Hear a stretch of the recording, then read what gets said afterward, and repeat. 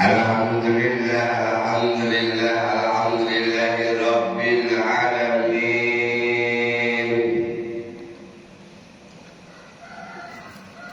Allahumma inni asbahtu laka asyhadu an la ilaha illallah wahdahu la syarika lak wa asyhadu anna sayyidana Muhammadan abduka wa rasuluh. Allahumma shalli wa sallim wa barik ala sayyidina Muhammadin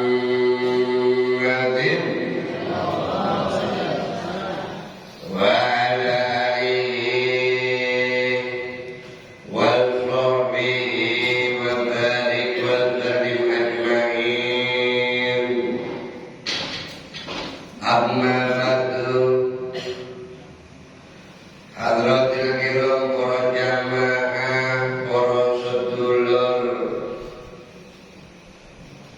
jamaah Masjid Raudhatul Jannah.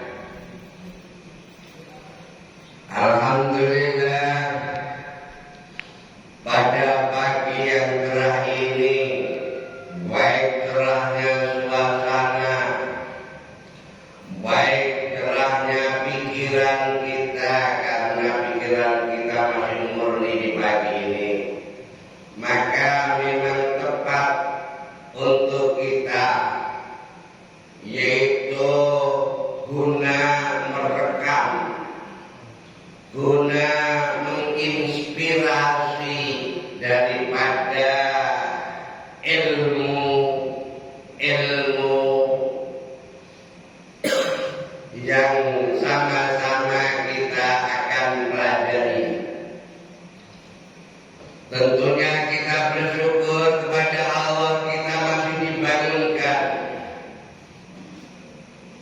Banyak dan tidak sedikit orang yang tidur kebablasan. Maka alhamdulillah kita masih diberikan kesempatan Allah untuk hidup. Ketika Allah berikan kesempatan kita untuk hidup, itu pun juga ada suatu tanggung jawab kita. Karena tus'alunna yauma idzin 'anil na'im. Yakti bakal ditakoni sira kabeh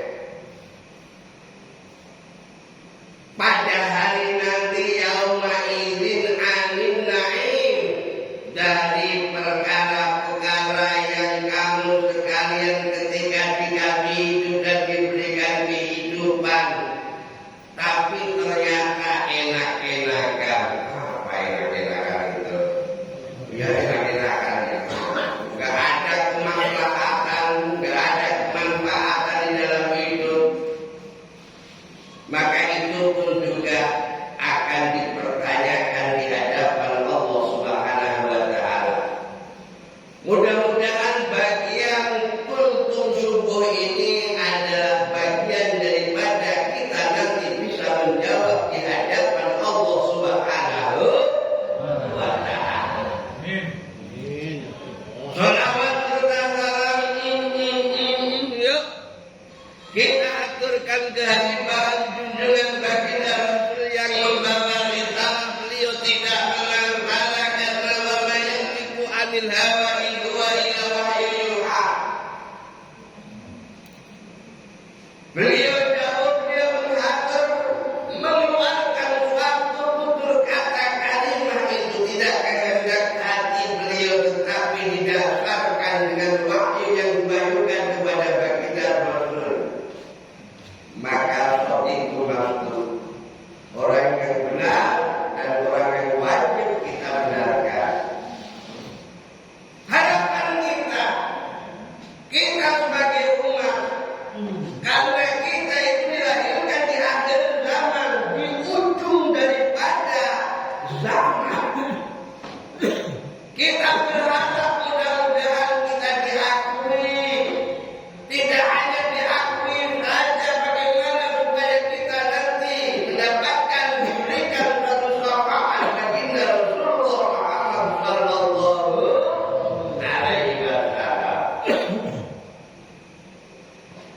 Bapak-bapak, ibu-ibu yang dimuliakan oleh Allah Subhanahu wa taala, ini jelas apa enggak suaranya? Udah jelas ya? Wah, iya. Ternyata di dalam kehidupan kita para sedulur yang dimuliakan oleh Allah itu orang karpet dewek. Apa bahasa orang karpet dewek bahasa Indonesia itu? Tidak merendah diri kita. Ada suatu platform aturan-aturan yang memang harus kita ketahui Bapak Ibu di dalam hidup. Sebenarnya kalau kita tahu tujuan hidup dan paham ilmu hidup, Masya Allah, istilahnya jalan sedikit dapat pahala, jalan sedikit dalam nyempal nyandung itu penuh dengan pahala. Kalau kita paham, kalau kita punya ilmu, maka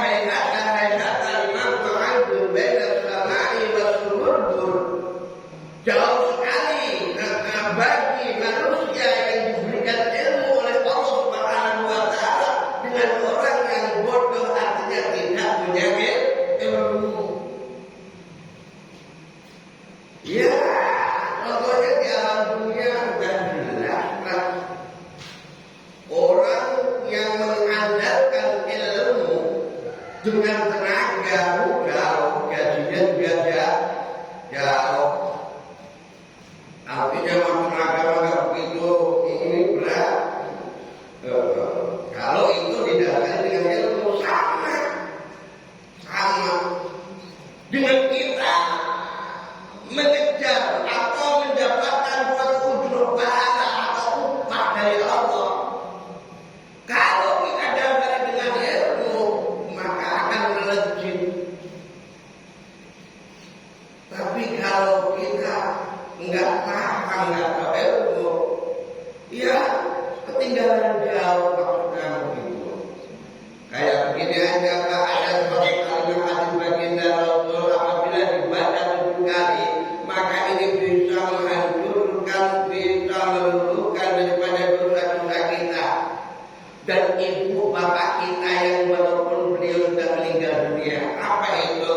Ketika kita bangun di waktu subuh, Allahumma inni asbahtu laka asyhadu an la ilaha illallah wahdahu la syarika lak wa asyhadu anna Muhammadan abduka wa rasuluh. 7 kali kita baca, maka bisa melunturkan daripada dosa kita dan kedua orang tua kita. Itu kan juga harus pakai ilmu. Kalau enggak kita mencari daripada mutiara ilmu, ya tadi bahasa namanya ketinggalan. Maka pada pagi hari ini kita semangat. Nggak ngantuk? Enggak lah. Kalau ngantuk mereka dapat ilmu. Tapi orang sangat silat kita, awal sangat silat kita. Artinya semangatnya semangat. Tenang baiklah. Saya sudah ngaji dengan ngaji. Yuk kita bareng-bareng ngaji. Saya sudah ngaji juga. Bukan berarti apa namanya mekanik itu udah ngaji. Mekanik udah ngaji. Makanya ngaji itu ya sing boleh ya menyampaikan ilmu, memahamkan ilmu untuk diri kita dan kita lakukan, kita jalankan. Itu sing ilmu yang bermanfaat gitu. Apakah ada ilmu yang nggak bermanfaat? Ya Allah, dua ilmu tapi belum mampu untuk menjalankan daripada keilmuannya gitu. Jadi ya mudah-mudahan kita punya ilmu dan ilmu tersebut bisa bermanfaat bagi diri kita. Setuju apa setuju? Ya setuju. Ya, kita bahas masalah ilmu sepele. Ilmu sepele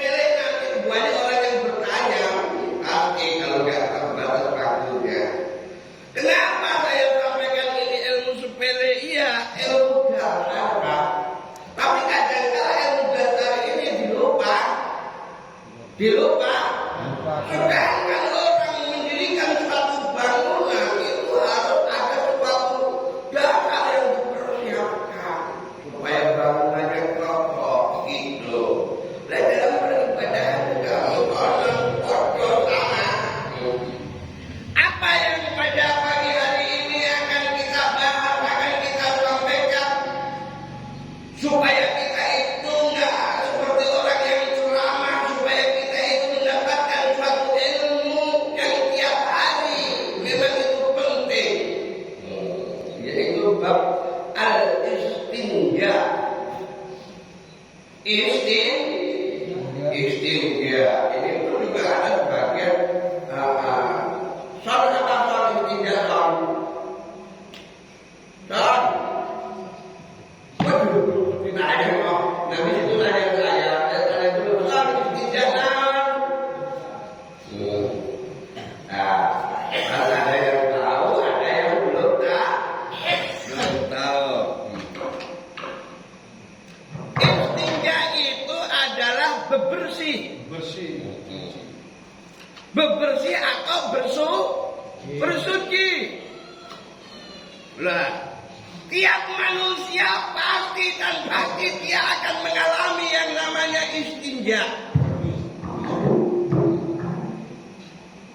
Pakai ini Pak. Tidak, dimatiin ya.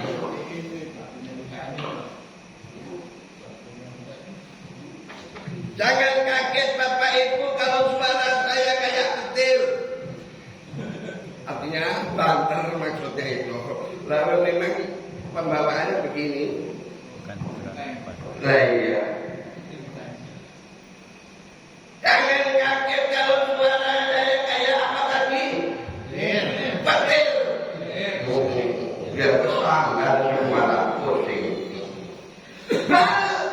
Hal istinja Bapak Ibu.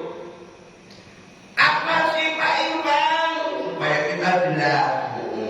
Nah, gimana harus jelas? Kalau nggak jelas nanti Solowono itu salah tangkap. Itu bahasa Indianya kan Solowono. Apa sih Pak Iwan arti daripada istinja?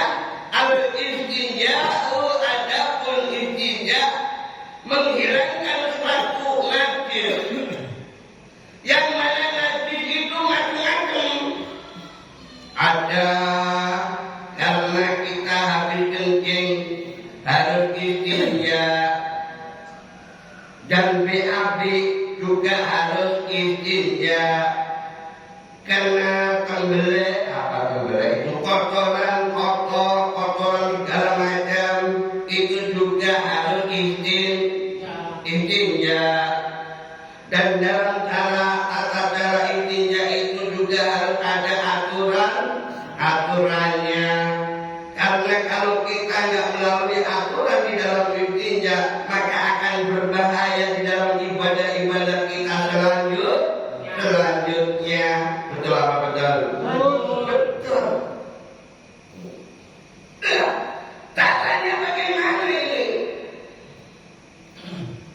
Yaitu menghilangkan suatu najis dari tempat tersebut, apapun itu yang kena kotoran.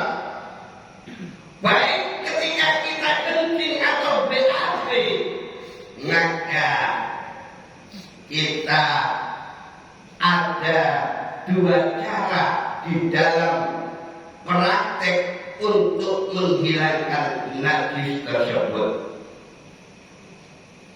Yang pertama itu nomor setunggal. Ya Pak Irsal bingung, biasanya mana itu kayaknya banyak bagi Pak Irsal. Yang pertama istinja atau bersuci menghilangkan daripada najis tersebut sudah tidak asing lagi bagi kita warga BTN. Apa yang digunakan untuk istinja yaitu dengan air. Betul apa betul? Betul. Yang kedua, yang mungkin belum pernah di daerah kita khusus dari BTN ini istinja yang nomor 2 ternyata itu juga bisa untuk istinja walaupun tidak dengan air. Dengan apa Pak Irfan? Dengan batu.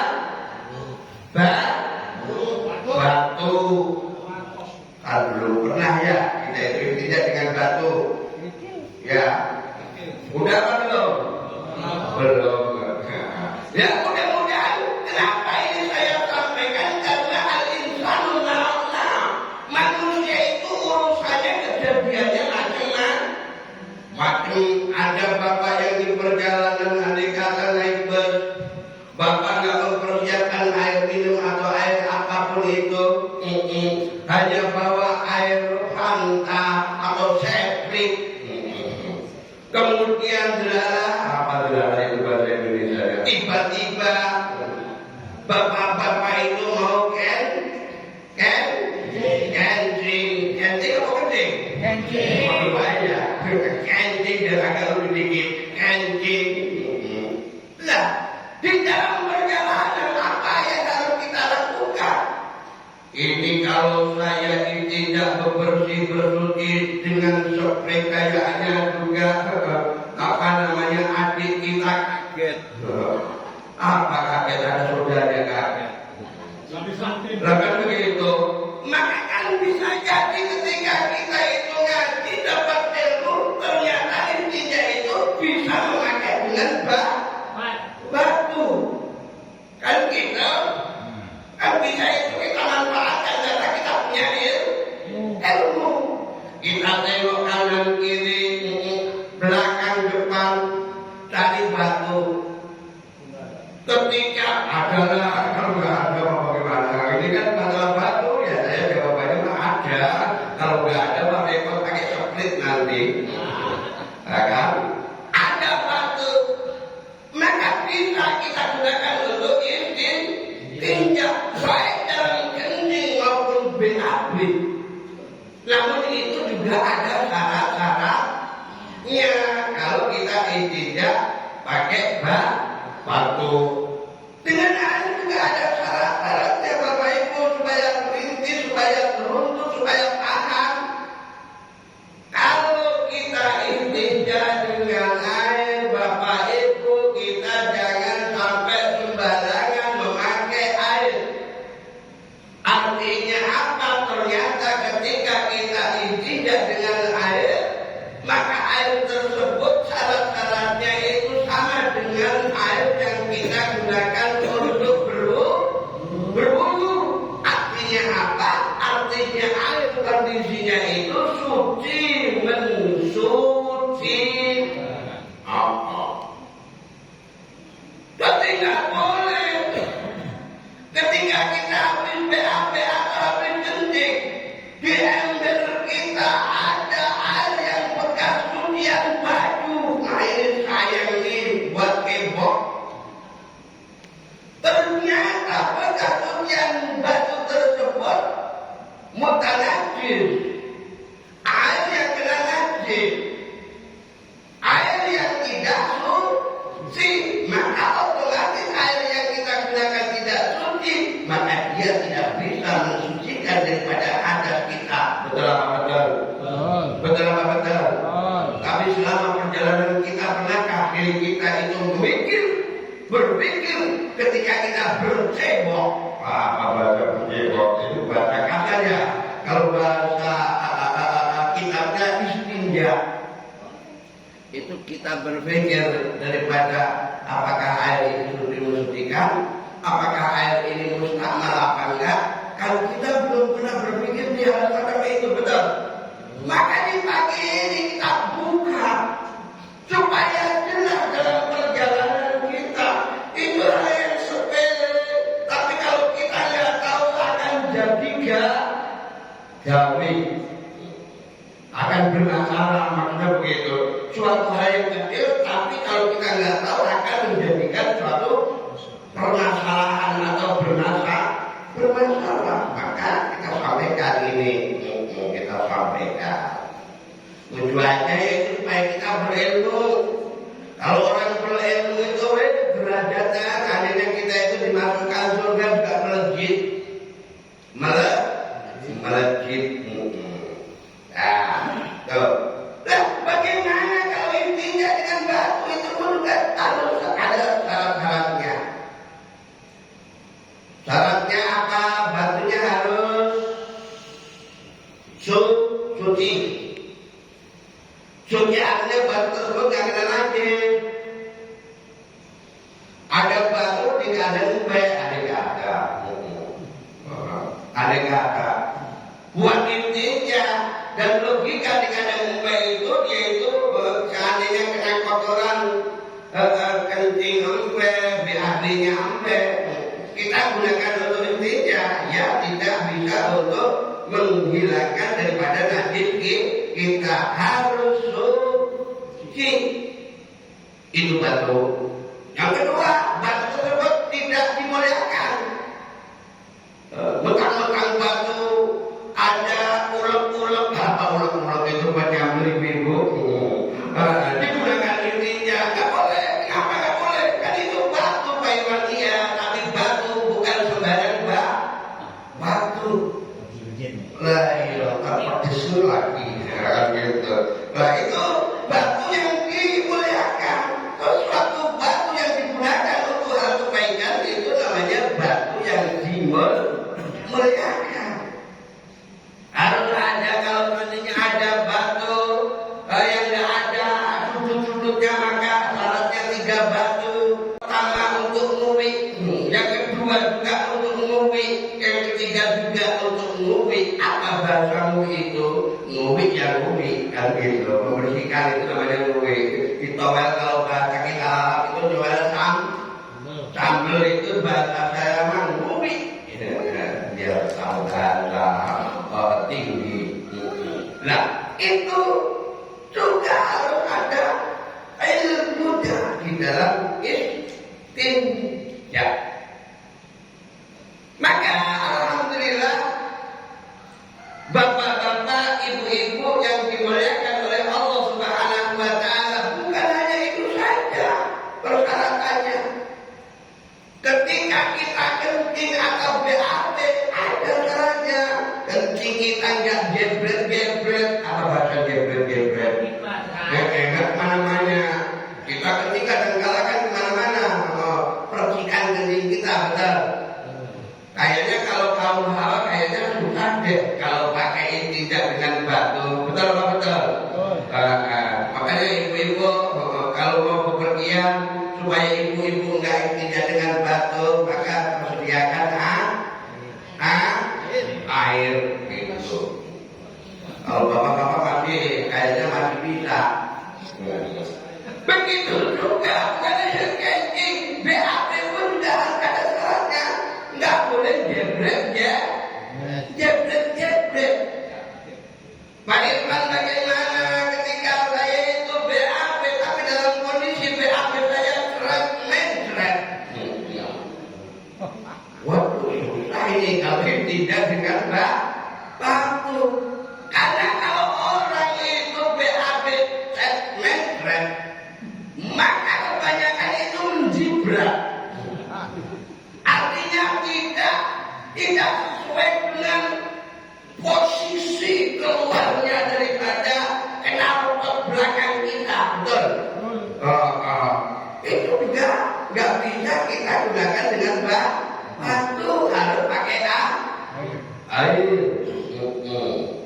Nah, di antara dua-duanya Pak, kalau air maka bagaimana supaya itu bisa kondisinya suci? Ada suatu perkiraan walaupun kita nggak mempraktekkan. Kalau dalam BAB kita atau dalam kencing kita atau keluarnya sesuatu dari knalpot depan dan knalpot belakang ketika kita bersuci, maka itu bisa dikategorikan suci, maka harus ada syarat-syaratnya. Satu, baunya udah hilang. Kedua, rasanya wis entek. Ketiga, warnanya juga sudah hilang. Pak Irfan, masa saya harus mencium baunya tidak. Pak Irwan masa saya mau merasakan daripada rasanya tentu tidak. Pak Irwan masa saya harus nanya belum bersih. Kalau begitu, nah, apakah warna, bau, segalanya itu harus kita deteksi dengan hidung kita? Tidak usah. Kita hanya meyakinkan, oh ini saya yakin sudah bersih dari baunya, bersih dari warnanya, bersih dari rasanya, nggak asin gimana gitu. Itu hanya keyakinan kita, pola keyakinan kita ketika kita melakukan menjalankan daripada istinja insya Allah. Mungkin itu saja, karena jamaah itu biasanya ada suatu sesi pertanyaan. Memang benar taklim kita, ngaji kita itu kata ulama bahwa ngaji yang paling efisien, yang mengena, yang bisa mencantol daripada pikiran kita itu memang ada bahsu masail. Apa bahsu masail? Yaitu ada yang bertanya, ada yang menjawab. Satu pertanyaan, walaupun jamaah yang lain nggak bertanya, ternyata ini bisa melekat di dalam sanubari kita. Karena asbab bahsu masail membahas masalah khususnya di dalam ilmu agama. Understand? Paham? Maka bukan saya nantang, enggak. Kalau saya nggak bisa jawab ya saya PR, nanti saya cari daripada hukum-hukumnya kan begitu. Kan kita punya anak guru. Punya salah guru, seandainya Bapak Ibu bertanya sama saya belum bisa untuk memberikan suatu jawaban yang kuat, yang memuaskan, karena saya takut ibu-ibu kalau biasanya itu nggak puas, cari kepuasan di luar kan saya berusaha. Betul, harus puas ngaji itu, betul. Maka saya sendiri saya persilakan, baik Bapak mohon Ibu, sebelum kita ngopi, sebelum kita ngeteh, sebelum kita sarapan dulu, maka silakan untuk bertanya. Pada ya tafadhol, silakan. Nah, ibu-ibu tuh, pakai tuh. Oh, oke kan? Apa? Budaya jangan tanya ya. Kalau 1/2 jangan tanya. Mau ngetes itu nanti kalau nanya.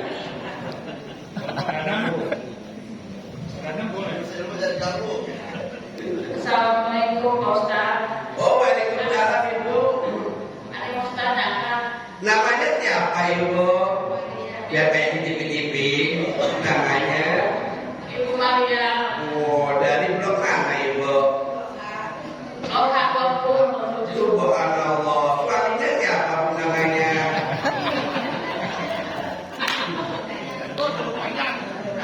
Takutnya ada dua. Iya, monggo Bu. Yang mau saya tanyakan, gimana kalau kita lagi sawah, terus kan sudah berak ya. Betul. Misalnya sekolah saya itu lagi sawah tuh, berak. Terus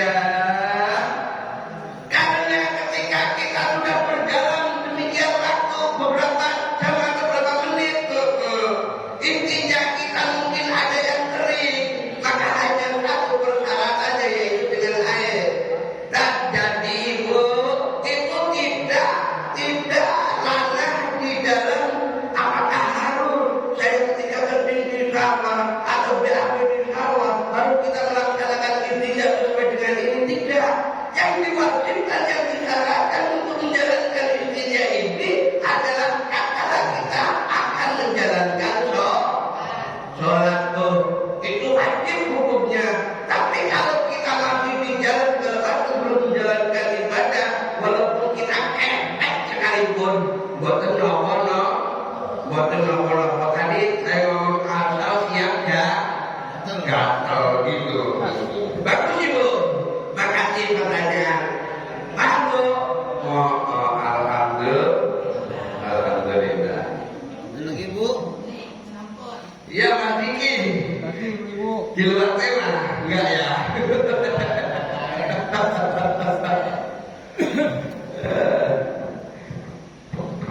Iya, itu yang enggak ganteng.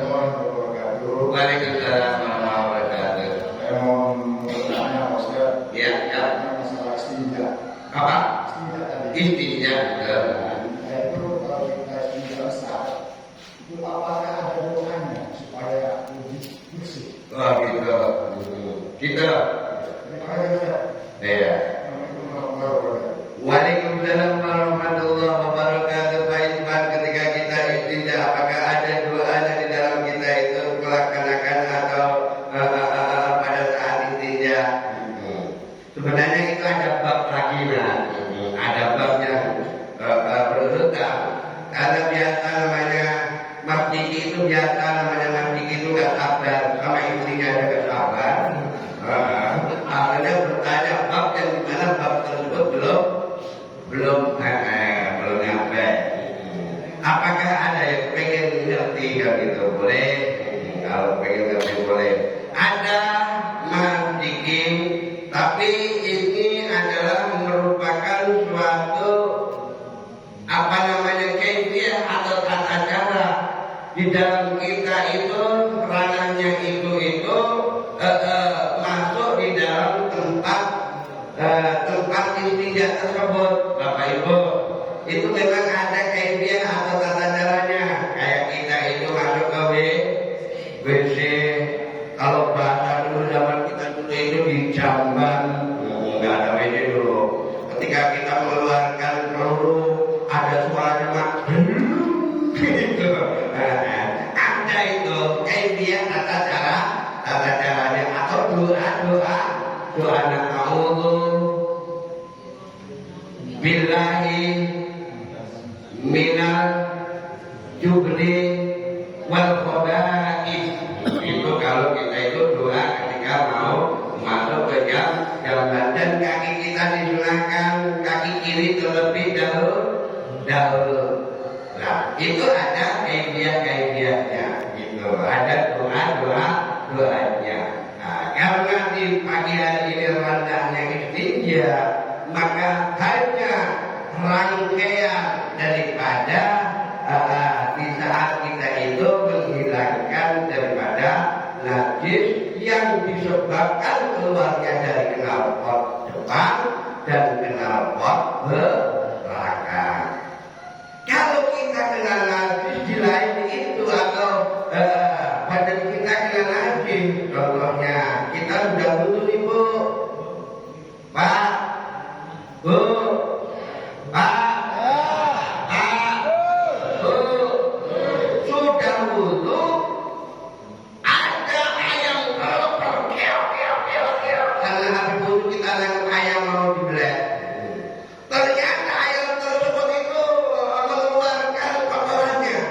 Kenalah di kaki kita, kenalah di tangan kita. Ternyata kita sudah butuh nih. Maka butuh tidak batal, Bapak Ibu. Tidak batal. Tapi apa yang harus kita lakukan? Yang harus kita lakukan yaitu menghilangkan najis yang mana najis tersebut mengenai daripada bagian tubuh kita. Dan sama kebiasaannya, airnya juga yang digunakan tidak boleh air yang tidak suci mensucikan, harus memakai air yang suci mensucikan. Aduh, Pak Irfan, saya kena mulai ini ada aqua apa namanya spray, kita pakai spray. Walaupun baunya udah nggak ada, warnanya sudah hilang, rasanya sudah tidak ada, maka itu hanya satu hukum saja, suci tapi belum istiqan. Itu. Nah, untuk tata cara keibadatan yang ditanya oleh Bang Kiki, memang ada bab yang lain, yaitu tata cara di dalam kita melakukan doa-doa, di dalam kita masuk, dan di dalam kita itu melakukan daripada.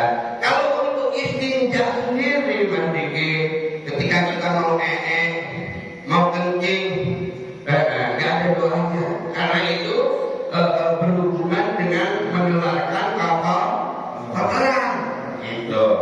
Tapi kalau tata cara untuk masuk di dalam tempat-tempat tersebut, maka ada kesunahan-kesunahan di dalamnya. Insya Allah. Sebelum kita makan dulu, kita bertanya. Ada makan dulu. Masih ada, Bu? Pak, sebenarnya. Ada. Wih, komandan tanya. Saya bukan tanya ini. Assalamualaikum warahmatullahi wabarakatuh. Waalaikumsalam warahmatullahi wabarakatuh.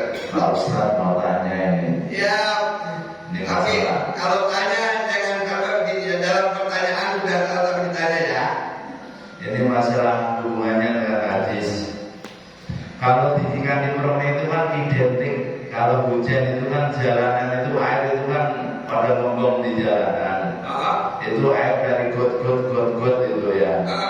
Ibu-ibu mau pasar atau kita mau ke depan naik motor, mobil kan berkencang itu airnya muncrat naik pakaian kita, itu air dari got.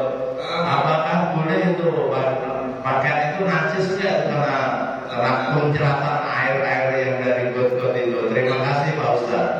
Oke. Idul fatah siba itikadurufi wa kul malam yataki dalam yang tapi. Kalau bahasa ilmu nahwu alfiahnya Pak Muhammad, ketika di dalam menghubungi sesuatu kayak tadi yang disampaikan, itu tergantung daripada keitikatan kita. Karena kotor dalam zahir yang manusia belum tentu hanya kotor. Contohnya kayak buat kita nih, ada kaki nih kita buat sholat, itu kotor, tapi masih suci dan mensuci. Kayak tadi ibu-ibu atau bapak-bapak pakai baju atau pakai rok atau pakai sarung, berjalan lah atau naik sepeda lah atau naik motor lah, terus ternyata ada genangan air curah atau ada orang lewat kecipratan kita curah, kan begitu sering terjadi, betul apa betul? Kalau kita punya keyakinan air tersebut yang kotor yang di jalan itu, kita punya etika tidak kena najis, walaupun itu warnanya buta, apa buta itu keruh, maka itu tidak najis walaupun kena rok kita ketika kita akan sholat kita pakai. Tetapi kalau kita punya keyakinan bahwa di genangan air itu ada bangkai atau dan sebagainya yang ketika kita waduh ini mah kemungkinan besar najis, maka itu pun juga najis karena idul fatah hasibah i'tiqaduhu rufi wa kullu man lam ya'taqid lam yantafi. Ketika orang itu rufi i'tiqadnya itu punya keyakinan najis, maka dia najis. Tetapi kalau dia itu lemah di dalam keyakinan bahwa itu tidak najis, hanya kotor saja, maka itu tidak najis. Begitu Pak Komandan penjelasan saya, mohon maaf. Terima kasih Pak Ustaz. Oke. Nih, satu lagi mungkin Bu dari Ibu Bapak. Apa nge? Waduh, Pak Sulaiman, ulama dari Jakarta bertanya. Assalamualaikum warahmatullahi wabarakatuh. Waalaikumsalam warahmatullahi Masalah istinja itu kan tadi dengan batu, terus dengan daun-daun itu bisa nggak? Daun dengan daun, bisa dengan batu, dengan batu, dengan itu, daun kan itu bisa nggak? Terus kalau kita masuk itu kita harus ulang nggak itu istinja itu? Sholat itu, kan ini tidak mudah. Kita mau sholat itu harus ulang nggak istinja itu? Oke. Assalamualaikum warahmatullahi wabarakatuh. Waalaikumsalam warahmatullahi wabarakatuh. Tadi Pak Renan bertanya ketika istinja membersihkan pakai tali itu bisa apa enggak? Bisa-bisa saja. Bisa-bisa saja. Cuma yang dimaksud istinja itu ketika kita mau menjalankan sholat harus memenuhi syarat dengan istinja tersebut Pak Renan. Nggak usah pakai tali nggak apa-apa sebenarnya. Tetapi ketika kita itu mau sholat harus suci mensucikan tempat yang kita gunakan tempat yang mana tempat itu keluarnya najis. Itu aja. Artinya mau kepo atau nggak kepo silakan. Yang dibahas tadi untuk istinja pakai batu atau pakai air tersebut diperbolehkan habis itu menjalankan sholat. Tapi kalau ada kita, Pak saya nggak kepo nggak istinja, ada yang pakai daun, ada yang pakai roti, tadinya supaya resep gitu kan. Nggak apa-apa silakan. Tapi ketika kita mau sholat harus istinja terlebih dahulu, kan begitu. Nah istinja tadi sudah dijelaskan, bisa dengan air, bisa dengan batu. Gitu Pak Surena. Makasih karena sudah 4 pertanyaan ya. Jamaah sudah bertanya. Oh, jangan begitulah Pak Ustaz. Jangan mempermalukan jamaah lah. Maksudnya saya malu sama jamaah kalau bertanya. Ntar aja selanjutnya ya. Assalamualaikum warahmatullahi wabarakatuh. Oh sudah.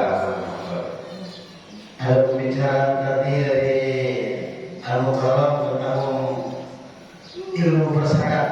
Ilmu Bersyarat. bersyarat. Ya. Tadi menyinggung masalah ilmu bersyarat. Tinggi gitu. Saya mungkin mewakili daripada jamaah semua. Oh iya. Mungkin sebagian ada yang paham dan ada yang tidak paham. Oh gitu. Apakah keistimewaan daripada ilmu bersyarat tersebut? Oh gitu. Kemudian kita sebagai jamaah, bagaimana sikap kita atau cara kita mengambil atau memakai sholat dulu agar salat itu bisa sampai. Oh gitu. Artinya ilmu kita nanti ada yang bertanggung jawabkan. Oh gitu. Sudah. Sudah cukup. Terima kasih Bapak Ibu sekalian yang dimuliakan Allah Subhanahu wa taala. Berbicara masalah penanganan itu tendensi artinya ada satu rentetan daerah anak itu. Jadi penting memang ketika kita itu mengaji menimba ilmu khususnya ilmu agama Pak, memang disyaratkan harus bersanad. Karena orang yang bersanad itu akan menuju kepada guru mursyid. Apa guru mursyid itu? Guru yang bisa menunjukkan daripada kesanadannya. Maksudnya apa? Pertanggungjawaban ilmu maksudnya itu bisa dipertanggungjawabkan sampai ke baginda Rasulullah Muhammad sallallahu alaihi wasallam. Seandainya orang tersebut ilmunya nggak bersanad, artinya sekarang di zaman modern ini kan macam-macam nih Bapak Ibu. Kita mendapatkan ilmu macam-macam. Bisa kita baca dari buku kalau kita bisa baca, betul. Bisa kita itu ke Google karena kita punya HP, betul. Nah,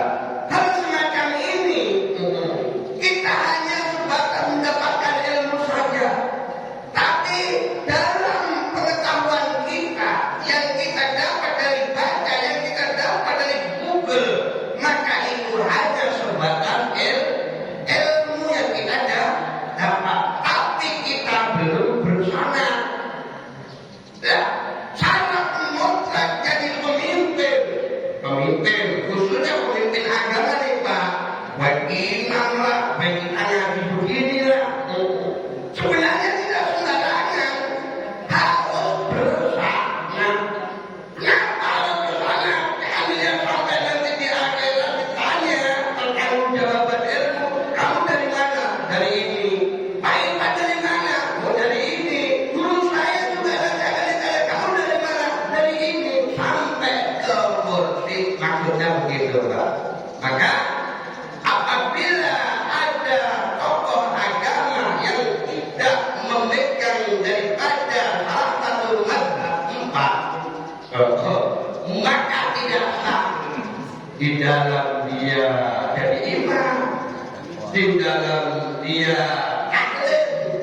Percuma mereka bukan nggak bakal ketunya pertanggungjawabannya ini putus. Itu maksudnya begitu Pak. Pertanggungjawabannya putus. Nah, orang yang awam ini kan ya saya jamaah kalian kan apa lagi doang betul. Dapat ilmu kan asal baca dapat ilmu saja. Tapi kalau ilmu tersebut itu benar kan gitu. Yang jadi permasalahan itu ketika si guru tersebut memberikan suatu hukum yang tidak sesuai dengan keterangan para ulama, yang ini yang akan menjadikan suatu permasalahan. Artinya disitulah benturan daripada dosa baik murid maupun guru yang tidak bersama, insya Allah. Assalamualaikum warahmatullahi wabarakatuh. Baiklah Bapak Ibu, demikianlah yang sudah disampaikan oleh kita.